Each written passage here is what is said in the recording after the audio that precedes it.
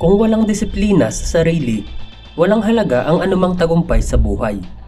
Gaya din ng mga barkong walang timon sa gitna ng unos, sila'y tatangayin ng malakas na hangin, hahampasin ng malalaking alon, at walang katiyakan kung saan papadparin ito.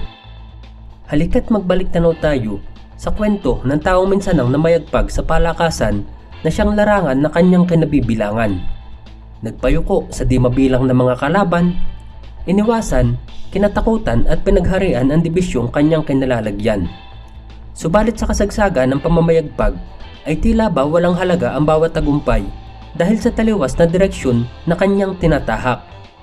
Talento niya'y dinala sa mga lansangan at nagpatuloy pa rin sa buhay na kinagisnan, gayong ipinagkaloob na sa kanya ang pagkakataon para baguhin ang kanyang kapalaran gaya ng isang nawawalang timon na di makaahon sa unos ng buhay.